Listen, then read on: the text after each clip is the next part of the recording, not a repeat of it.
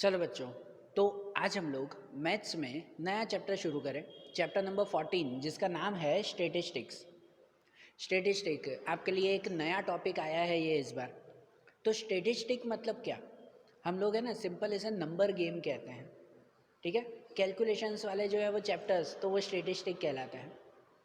Generally statistic का मतलब क्या और इसका यूज़ कहाँ पे होता है वो समझे ना, तो एक एग्जाम्पल के थ्रू समझे कि देखो, आपके स्कूल में जितने भी आपके क्लास में स्टूडेंट्स हैं, आपका जो स्कूल में क्लास हो कि सपोज़ उसमें 60 जितने स्टूडेंट हैं, 60-70 जितने स्टूडेंट्स हैं, ठीक है।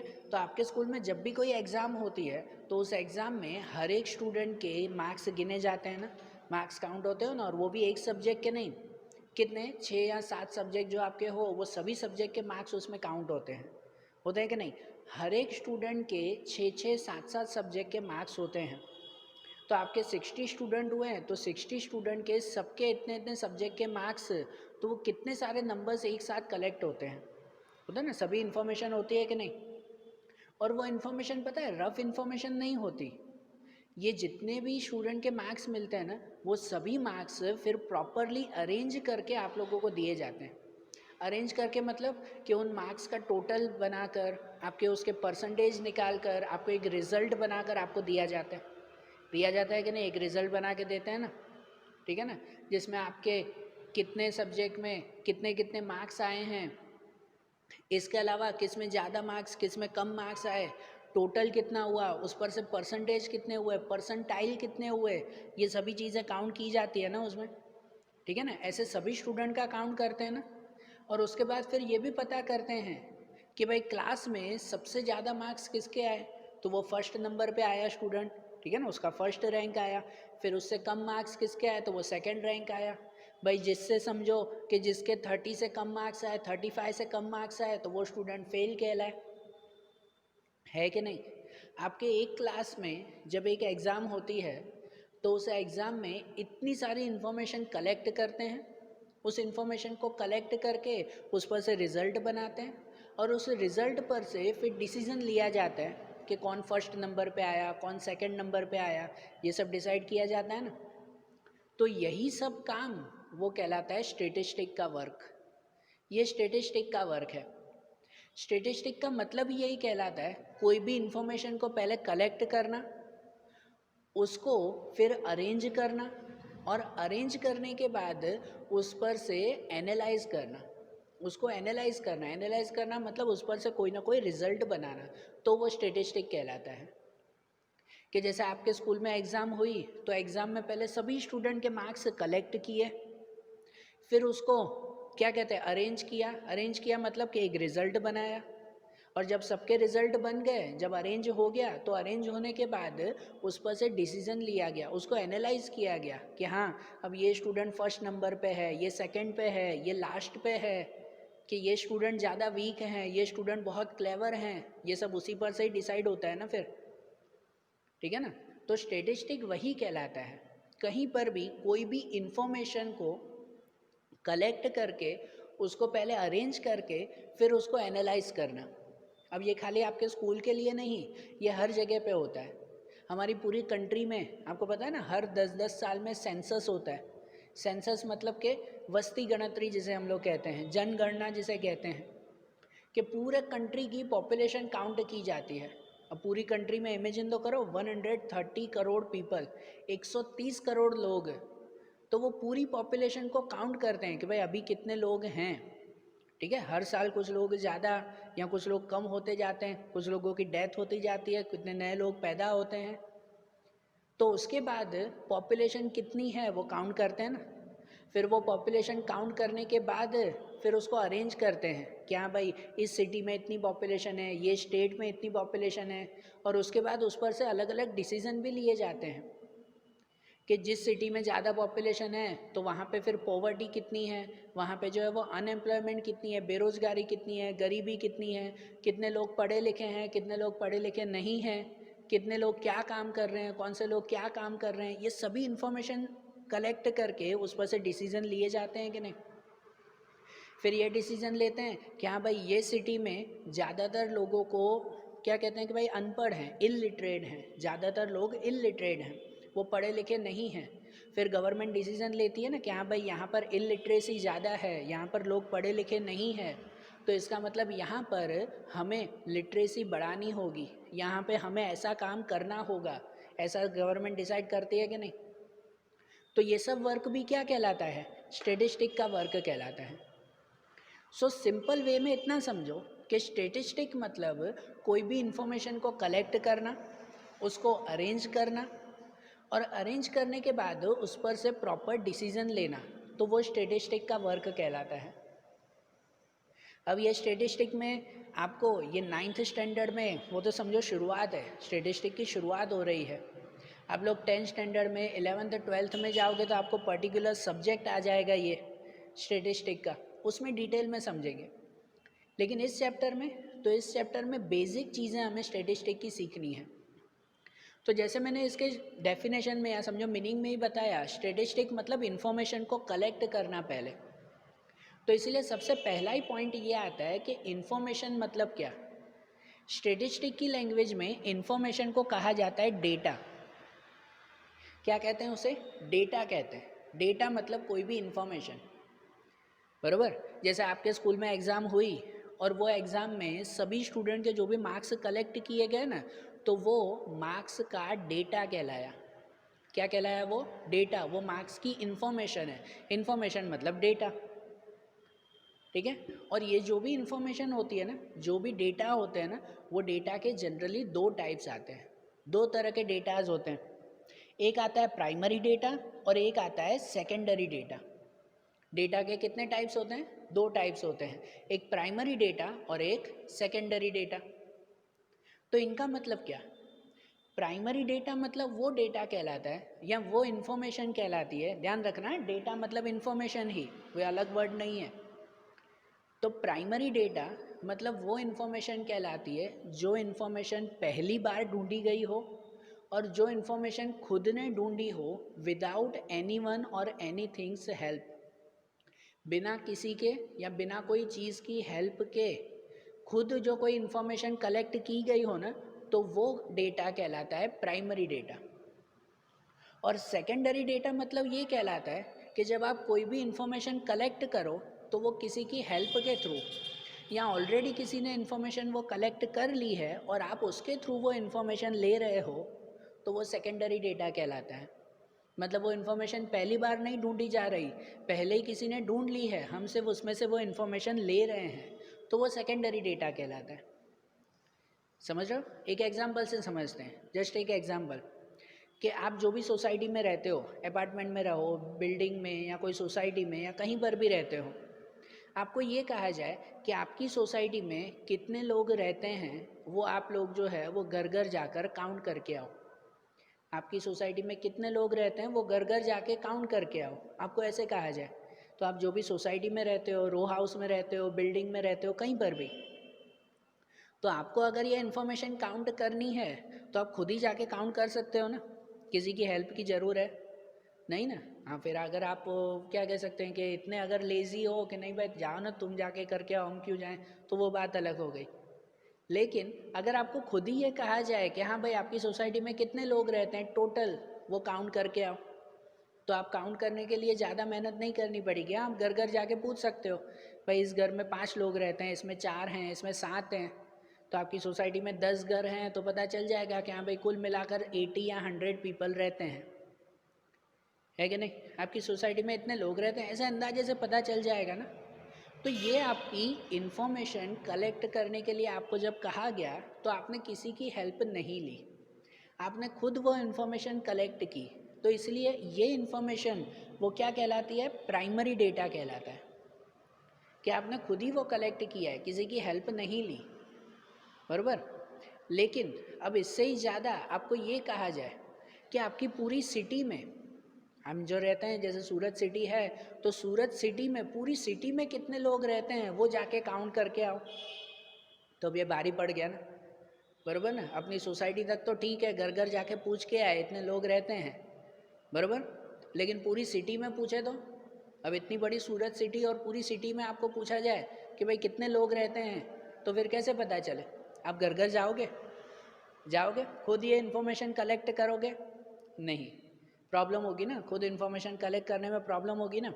आप क्या करोगे पता है, उस सिटी की जोन ऑफिस में चले जाओगे, जो गवर्नमेंट ऑफिस होती है ना, जोन ऑफिस जिसे कहते हैं, वहाँ जोन ऑफिस में चले जाओगे, जहाँ जोन ऑफिस के बाद ऑलरेडी ये इन्फॉर्मेशन होती है। ऑलरेडी उनके पास इन्फॉर्मेशन होती है कि पूरी सिटी में कितने लोग रहते हैं, गवर्नमेंट तो ये ढूंढती है ना। तो आप सीधे जाकर जोन ऑफिस से पूछ सकते हो कि भाई मुझे बताओ ना पूरी सिटी में कितने लोग रहते हैं अभी। तो वो जोन ऑफिस में से वो ऑफिसर आपको बता देंगे कि हाँ भाई हमारी सूरत सिटी में भाई करीबन 50 to 60 लाख पीपल रहते हैं। ठीक है, तो ये इन्फॉर्मेशन आपने खुद नहीं ढूंढी, आपने किसी की हेल्प ली। जोन ऑफिस में गए, वहाँ के ऑफिसर से पूछा, खुद घर घर जाकर ढूंढा नहीं। तो इसलिए ऐसी इन्फॉर्मेशन कहलाती है सेकेंडरी डेटा या सेकेंडरी इन्फॉर्मेशन, क्योंकि ये उन्होंने पहले ही ढूंढ के रखी थी। वो जोन ऑफिस के जो ऑफिसर्स थे, जो म्यूनसिपैलिटी है, जो गवर्नमेंट है, उन्होंने पहले ये ढूंढ के रखा है कि हाँ भाई सिटी में इतने लोग रहते हैं। आपने उनसे ये इन्फॉर्मेशन ली है, उनसे जाके ये पूछ लिया है, तो इसलिए ये क्या कहलाता है, सेकेंडरी डेटा। आपने खुद नहीं ढूंढा। ये फ़र्क समझ में आ रहा है ना। या आप लोग आज के टाइम में ये कहोगे कि मैं तो सीधा गूगल पे सर्च मार लूँ कि सूरत सिटी में कितने लोग रहते हैं। ठीक है, तो ये भी आपने गूगल की हेल्प ली ना, घर घर जाके खुद तो नहीं ढूंढा ना। ठीक है ना, गूगल ने पहले से ही ढूंढ के रखा है, या पहले से ही उन्होंने इन्फॉर्मेशन रखी है कि हाँ भाई सूरत में इतने लोग रहते हैं, और आपने गूगल पे सर्च मार लिया। तो ये भी सेकेंडरी इन्फॉर्मेशन कहलाई कि पहले से ही वो चीज़ ढूंढी हुई है, आपने खाली वहाँ से वो चीज़ पता की। समझ आ रहा है। तो प्राइमरी डेटा मतलब वो डेटा कहलाता है कि जो इन्फॉर्मेशन आप खुद किसी की हेल्प के बिना पहली बार खुद जो आप इन्फॉर्मेशन ढूंढने जा रहे हो, तो वो प्राइमरी डेटा कहलाता है। और सेकेंडरी डेटा मतलब कहलाता है कि जो इन्फॉर्मेशन ऑलरेडी किसी ने ढूंढी हुई हो, और वहाँ से जो है वो आपने वो इन्फॉर्मेशन कलेक्ट की, तो वो सेकेंडरी डेटा। सही बात है ना। ठीक है ना। ऐसे ही आप कोई भी ऐसी इन्फॉर्मेशन, जैसे अगर आपके स्कूल में है, एक एग्जांपल आपके स्कूल की बात करें, कि आपके स्कूल का अगर कंपाउंड होगा, आपके स्कूल का कंपाउंड है, कि उस कंपाउंड में कितने ट्रीज आए हुए हैं, कितने पेड़ लगे हुए हैं, उसकी इन्फॉर्मेशन फाइंड करो। ठीक है, उसकी इन्फॉर्मेशन बताओ कि भाई आपके स्कूल में कितने पेड़ लगे हुए हैं। तो आप खुद जाके भी ढूंढ सकते हो, किसी की हेल्प की ज़रूर है नहीं ना। तो जो इन्फॉर्मेशन लेने के लिए किसी के हेल्प की ज़रूर नहीं पड़ती, आप खुद ही वो ढूंढ सकते हो, तो वो प्राइमरी डेटा कहलाता है। वही मैं आपको आगे कहूँ कि पूरे गुजरात में या पूरी सिटी में कितने पेड़ लगे हुए हैं, उसकी इन्फॉर्मेशन ढूंढो, तो आप फिर अब पूरी सिटी में थोड़ी घूमोगे कि भाई कितने पेड़ लगे हुए हैं। जिनके पास इन्फॉर्मेशन है वहाँ से ये कलेक्ट कर लोगे आप लोग, है कि नहीं। तो जो इन्फॉर्मेशन आप खुद कलेक्ट नहीं कर पाते, दूसरे की हेल्प लेते हो, तो वो क्या कहलाता है, सेकेंडरी डेटा। अब हुआ ना माइंड में क्लियर, बरोबर ना। कि आप जो भी, जैसे कि आप फ़ोन पे बात करते हो और पूरे महीने का आपका टेलीफोन का बिल कितना आया, तो आपके घर पे जैसे बिल आया कि भाई पूरे महीने का जो है वो 1500 बिल आया, 1500 बिल आ गया। ठीक है, पूरे महीने का। तो पूरे महीने में आपने किसके किसके साथ बात की, कितनी कितनी देर बात की, वो इन्फॉर्मेशन अगर लेनी हो तो आप खुद वो इन्फॉर्मेशन ढूंढ सकते हो, नहीं ढूंढ सकते। आपको टेलीफोन कंपनी के पास जाना पड़ेगा, वहाँ पे जाके पूछना पड़ेगा कि भाई देखो मेरा इतना बिल आया है, मुझे बताओ कि पूरे महीने में किसके किसके साथ और कितनी कितनी देर बातचीत हुई है। तो वो आपको पूरी एक प्रिंट आउट निकाल के देगा ना, पूरी इन्फॉर्मेशन निकाल के देगा। तो आपको ये इन्फॉर्मेशन चाहिए थी, वो आपने खुद नहीं लिखी, खुद नहीं ढूंढी, उस टेलीफोन कंपनी से जाकर ये ढूंढी है, तो इसलिए वो क्या कहलाता है, सेकेंडरी डेटा कहलाता है। अब क्लियर ना एकदम। तो देखो, अब जैसे हमने डेटा के बारे में समझा ना, अब उसके एक नेक्स्ट स्टेप चलें, स्टेटिस्टिक का दूसरा स्टेप। स्टेटिस्टिक में 3 स्टेप आते हैं। पहले डेटा कलेक्ट करना, मतलब इन्फॉर्मेशन कलेक्ट करना, फिर उसको अरेंज करना, और अरेंज करने के बाद उसको एनालाइज करना। स्टेटिस्टिक कहलाता ही यही है कि कोई भी इन्फॉर्मेशन को पहले कलेक्ट करना, फिर उसको अरेंज करना, फिर उसका एनालाइज करना। ठीक है ना, उस पर से रिजल्ट बनाना, तो वो स्टेटिस्टिक कहलाता है। तो अब यहाँ पर स्टेटिस्टिक का पहला पॉइंट हमने देखा, वो था डेटा कलेक्ट करना। कैसे कलेक्ट करते हैं, 2 तरह से, या तो प्राइमरी डेटा या तो सेकेंडरी डेटा, ऐसे कलेक्ट किया जाता है ना। अब उसका नेक्स्ट स्टेप चले कि डेटा को अरेंज करना। अब क्या करें हम लोग, डेटा को अरेंज करें। तो अरेंज करना मतलब क्या, जनरली जो भी इंफॉर्मेशन हमें मिलती है ना, कहीं से भी आप इंफॉर्मेशन कलेक्ट करते हो ना, वो जनरली रफ फॉर्म में होती है, रफ फॉर्म में होती है, ठीक है। रफ रफ मतलब समझो कि भाई जो अरेंज ना की गई हो ना, जो क्लासिफाइड ना की गई हो, रफ फॉर्म में होती है, उसे क्लासीफाई करना पड़ता है, तो पता चलता है कि भाई उसमें से परफेक्ट रिजल्ट क्या मिलेगा। जैसे मैंने पहले आपको एग्जांपल दिया ना कि आपको अगर ये कहा जाए कि आपकी सोसाइटी में कितने लोग रहते हैं, उसकी इन्फॉर्मेशन लेके आओ, तो आप घर घर गए, सभी घर में पूछा आपने, और आपको पता चला कि भाई हमारी सोसाइटी में 100 लोग रहते हैं, ठीक है ना, 100 लोग रहते हैं, ये आपको इन्फॉर्मेशन मिल गई, ये करेक्ट ना। लेकिन अब आपको ऐसा पूछे कि उन 100 लोगों में से बच्चे कितने हैं, यंग कितने हैं, ओल्ड एज के कितने हैं, तो फिर तो कैसे, तो उसके लिए आप फिर से जाओगे नहीं, उसके लिए आपको जो इन्फॉर्मेशन मिली ना, उसको अरेंज करना पड़ेगा।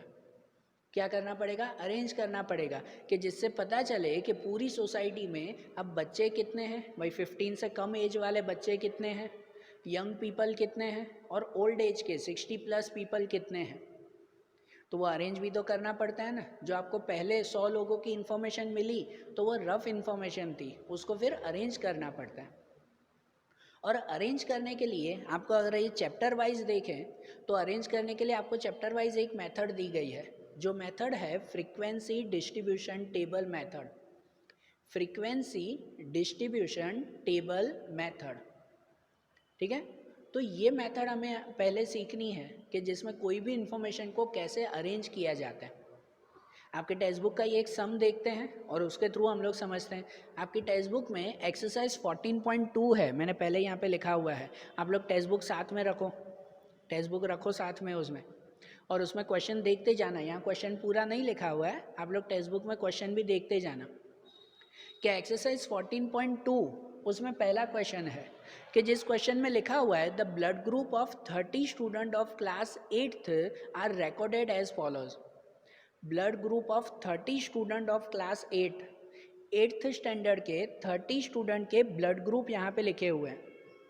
30 स्टूडेंट हैं और उसमें से किसी का ब्लड ग्रुप ए है, किसी का बी, किसी का ओ, किसी का ए बी, ऐसे ये सबके ब्लड ग्रुप लिखे हुए हैं ना यहाँ पर, ठीक है ना। आपकी टेक्स्ट बुक में भी हैं, देख लो उसमें।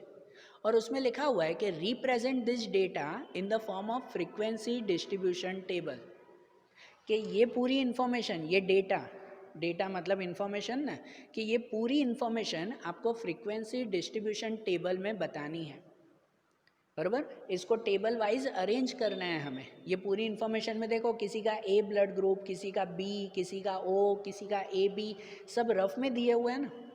अब आपको इसमें पूछे कि भाई ए ब्लड ग्रुप वाले कितने हैं, तो क्या ऐसे ढूंढने बैठोगे 1 2 3 4 5 6 7, ऐसे ढूंढने बैठोगे कि ए वाले कितने हैं, ओ वाले कितने हैं, बी वाले कितने हैं? नहीं, उसको एक टेबल में अरेंज करेंगे कि जिससे डायरेक्टली पता चलेगा कि हाँ भाई ए ब्लड ग्रुप वाले कितने हैं, बी ब्लड ग्रुप वाले कितने हैं, ठीक है। तो इसलिए इसको अरेंज करना है फ्रीक्वेंसी डिस्ट्रीब्यूशन टेबल में। और उसके बाद लिखा भी हुआ है कि which is the most common and which is the rarest blood group among this students. उसके बाद पता करना है कि सबसे कॉमन ब्लड ग्रुप कौन सा है और सबसे रेयर ब्लड ग्रुप कौन सा है वो। चलो वो तो बात की बात है कि जब अरेंज हो जाए तो उसके बाद फिर उसके आंसर मिलते हैं ना, उसके बाद फिर डिसीजन लिया जाता है ना, बराबर ना। पहले अरेंज तो करें, तो कैसे अरेंज करना है ये समझना। ये आपके टेक्स्ट बुक का पहला क्वेश्चन है एक्सरसाइज 14.2 में, तो ध्यान से समझना। क्या बनाना है हमें, फ्रीक्वेंसी डिस्ट्रीब्यूशन टेबल। तो यहाँ पर हम लोग पहले ऊपर हेडिंग लगा देना। क्या हेडिंग लगाएं, फ्रीक्वेंसी, कि ये फ्रीक्वेंसी डिस्ट्रीब्यूशन टेबल है, फ्रीक्वेंसी डिस्ट्रीब्यूशन टेबल। ये टेबल कैसे बनाते हैं, तो इस टेबल में 3 पार्ट होते हैं। ये टेबल में 3 पार्ट बनेंगे। सबसे पहला पार्ट है ये इन्फॉर्मेशन किसकी है, तो ये सब ब्लड ग्रुप दिए हुए हैं ना, बराबर ना, ब्लड ग्रुप दिए हुए हैं ना, ए बी ओ। तो यहाँ पे सबसे पहले लिखेंगे ब्लड ग्रुप।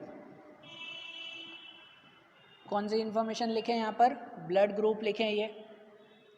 उसके बाद दूसरा एक पार्ट बनता है जिसे कहते हैं टैली मार्क्स। टैली मार्क्स मतलब वो कहलाते हैं कि जो भी इंफॉर्मेशन है ना उसको अरेंज करने के लिए एक मार्किंग की जाती है कि ए वाले कितने हैं, बी वाले कितने हैं, उस मार्किंग को टैली मार्क्स कहते हैं। तो ये टैली मार्क्स, और आखिरी में एक कॉलम बनेगी जिसमें लिखेंगे नंबर ऑफ स्टूडेंट, कि ये सब किसके लिए है, स्टूडेंट्स के लिए ही दिए हुए हैं ना, तो आखिरी में नंबर ऑफ स्टूडेंट्स, बराबर। तो अब देखो सबसे पहले ये टेबल को कैसे अरेंज करना है, ध्यान से समझना कि सबसे पहले जो ब्लड ग्रुप है ना, तो इसमें कौन कौन से ब्लड ग्रुप हैं वो पहले इस इंफॉर्मेशन से पता कर लें।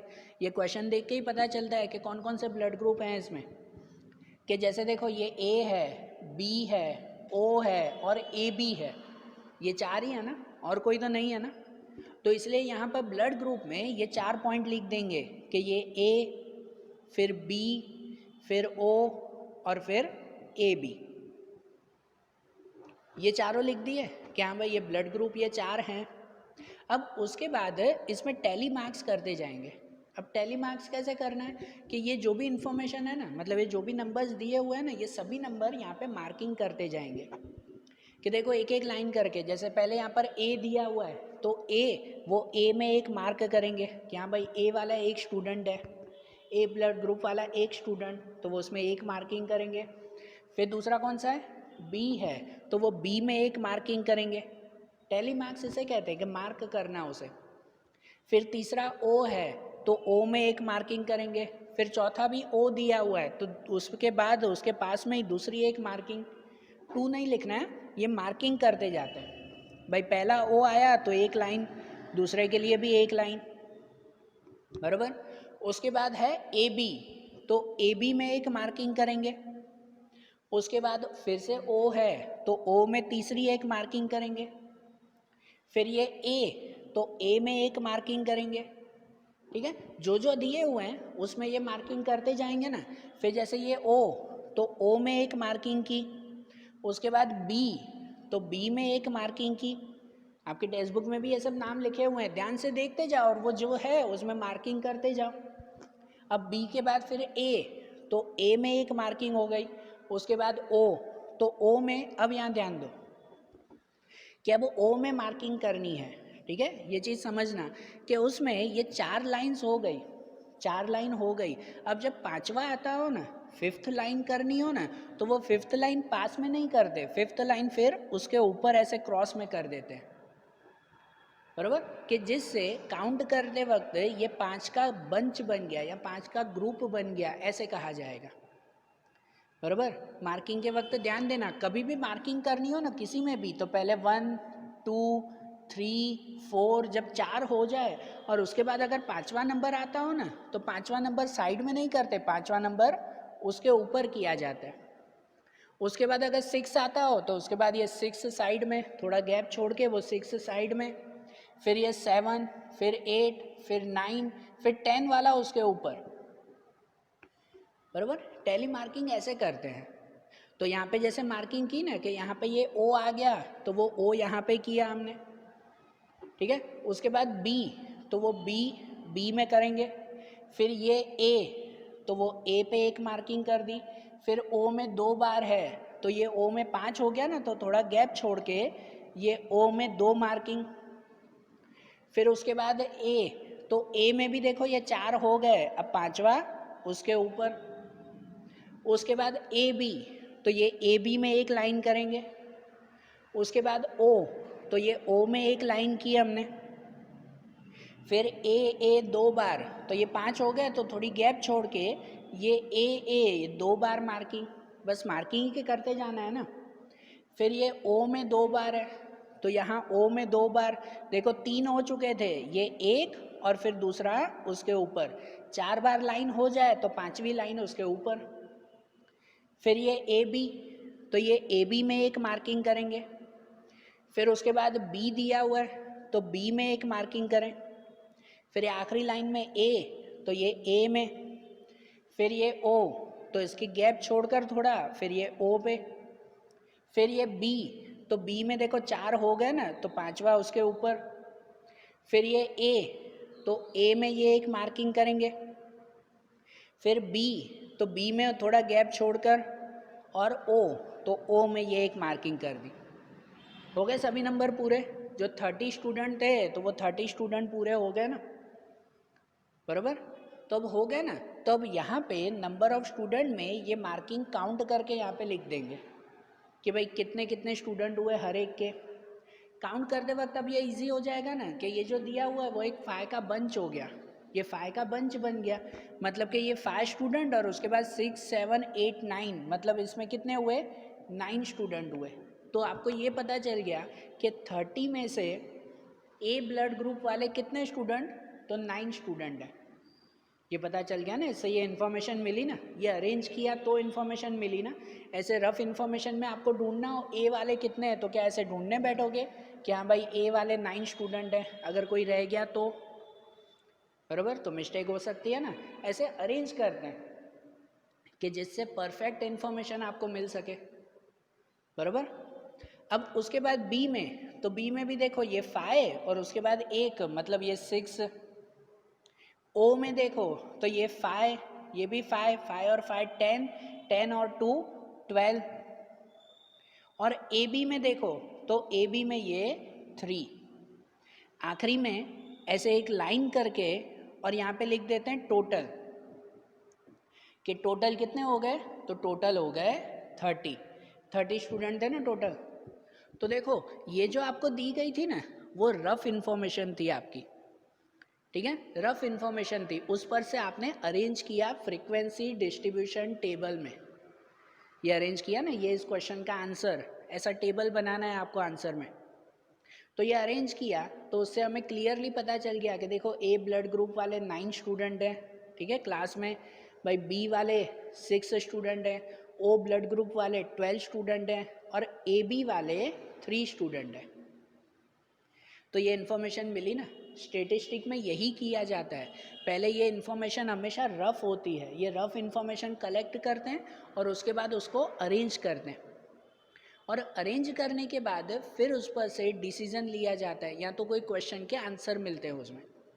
कि जैसे आपकी टेक्स्ट बुक में देखो, आपकी टेक्स्ट बुक में इसके साथ ही क्वेश्चन लिखा हुआ है कि यह पहले अरेंज कर दो, और अरेंज करने के बाद फिर बताओ कि which is the most common and which is the rarest blood group. ये आंसर आप खुद भी लिख सकते हो फिर तो, ठीक है ना, आप खुद ही नीचे लिख सकते हो कि इसमें से बताओ मोस्ट कॉमन ब्लड ग्रुप कौन सा है। मोस्ट कॉमन मतलब कि जो ब्लड ग्रुप सबसे ज़्यादा आता हो, जिसके सबसे ज़्यादा स्टूडेंट हो, तो वो सबसे कॉमन ब्लड ग्रुप हुआ ना। तो कौन सा हुआ कॉमन ब्लड ग्रुप? यहाँ पर जो है नंबर दिए हुए हैं कि इनमें से कॉमन ब्लड ग्रुप कौन सा हुआ, तो ये हुआ ना ओ ब्लड ग्रुप, कि जिसमें 12 स्टूडेंट थे। सबसे ज़्यादा जो इसके स्टूडेंट है तो वो कॉमन ना, क्या भाई कॉमनली ज़्यादातर स्टूडेंट का ओ ब्लड ग्रुप है। तो जो पूछे तो नीचे लिख सकते हैं कि O is the most common blood group. और साथ में आपकी टेक्स्ट बुक में पूछा भी हुआ है कि which is the rarest blood group. सबसे रेयर मतलब सबसे कम स्टूडेंट कौन से ब्लड ग्रुप के हैं, तो रेयर सबसे कम कौन से ब्लड ग्रुप के हैं, ये ना ए बी ब्लड ग्रुप। तो ए बी स्टूडेंट वाले, ए बी ब्लड ग्रुप वाले सिर्फ 3 स्टूडेंट हैं, सबसे कम है। तो इसलिए लिख सकते हैं कि A B is the rarest blood group, कि सबसे रेयर ब्लड ग्रुप कौन सा है, तो ए बी है। समझ आया? तो देखो ये हमने अरेंज किया, और अरेंज करने के बाद फिर आपको उसके आंसर्स मिले। अब समझ में आ रहा है ना कि देखो स्टेटिस्टिक कहते ही यही हैं, इन्फॉर्मेशन कलेक्ट करो, फिर उसको अरेंज करो, फिर उस पर से आंसर्स बनाओ, मतलब उस पर से एनालाइज करो आप लोग। अब समझ में आई बात? तो देखो आज जैसे हमने ये 14.2 का पहला ही क्वेश्चन देखा, ये तो बेसिक हमने समझा स्टेटिस्टिक के बारे में। अब इसके बाद के दूसरे क्वेश्चंस 14.2 के ही आगे के क्वेश्चंस वो अब हम लोग अगले वीडियोस में देखेंगे। और ये क्वेश्चन आप लोग आपकी बुक में अच्छी तरह से लिख देना, मैंने बोर्ड पे ऐसे ही गिना है, आप लोग अच्छी तरह से बुक में इसको डिस्क्राइब करना। ओके, तो अब नेक्स्ट सम्स हम लोग अगले वीडियोज़ में देखेंगे। Thank you.